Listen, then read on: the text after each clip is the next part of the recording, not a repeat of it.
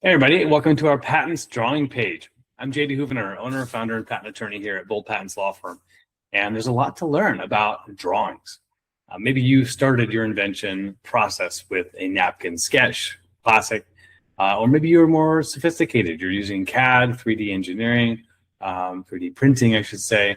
Well, wherever you are at in the process, know that drawings are usually a good idea on the utility side, and they are required to have in the design patent process. So this article is written a few years ago with a football, an invention that was patented by Pete Ziguris in 2020. And we're going to keep this example because the article was well written. We've got it updated and refreshed for 2026. I wanted to just go over a few of the sections that you're going to find in this article, of course, about what are the basics. What is a patent drawing? So take a look below. We go through in painstaking detail about what it is, what section of the MPEP code of law that drawings are required. When should you include them? How many should you put in them? And this example about the novelty football audio apparatus. This was a interesting invention where you could hear sounds coming out of the football. I don't think it interacted with the microphone, but just at least a one-way communication, maybe from a coach or trainer, whatever the purpose might be, or just to have some fun with some music while you're throwing the ball. So you'll see from there's call outs with numbers and arrows pointing to different parts and specific aspects of the drawings. The first section talks about why include patent drawings. So take a look at that. And under section 35 USC 113, which is what requires drawings to be furnished where it's necessary to understand what you're trying to be patented. So you do need to order the patent drawings, usually the FIG, F-I-G, as an abbreviation for figure, numbered 1 through whatever, 1 through X, however many drawings you're going to include.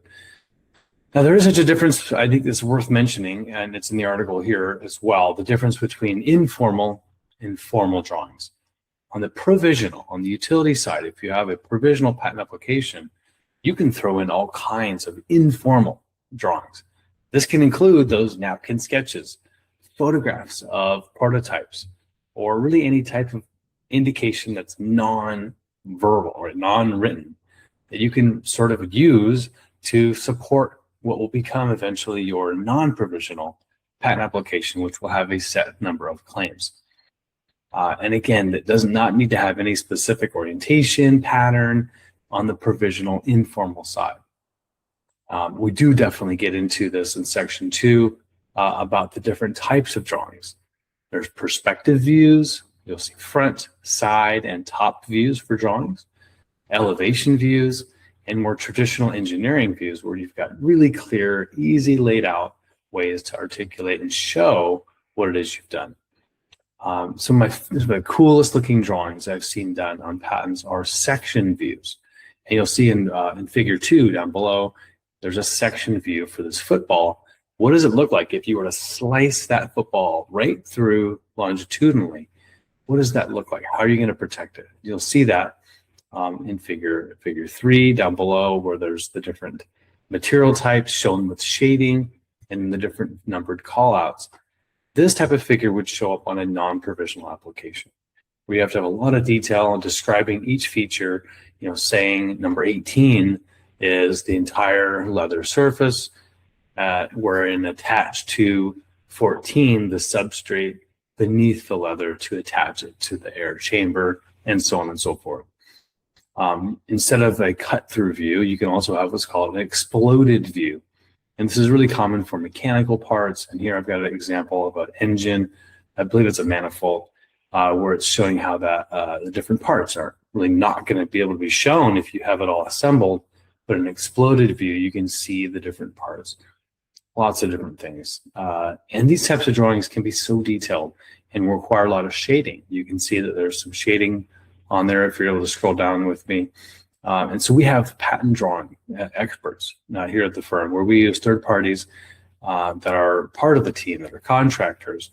That's all they do all day long here at Bold is draft patent drawings.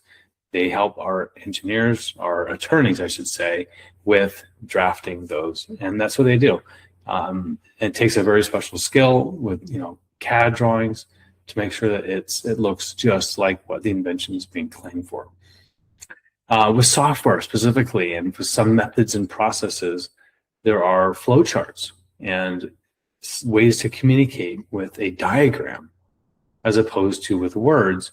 It can be helpful when things get complicated, especially with networks and communicating more than one electronic device or computer implemented invention, showing how the data moves, how each step interacts with the other, can be quite helpful. So you'll see that as well with a lot of computer implemented inventions. You'll see that diagrams, two-dimensional diagrams showing process flow is a great way to show the examiner what it is you come up with.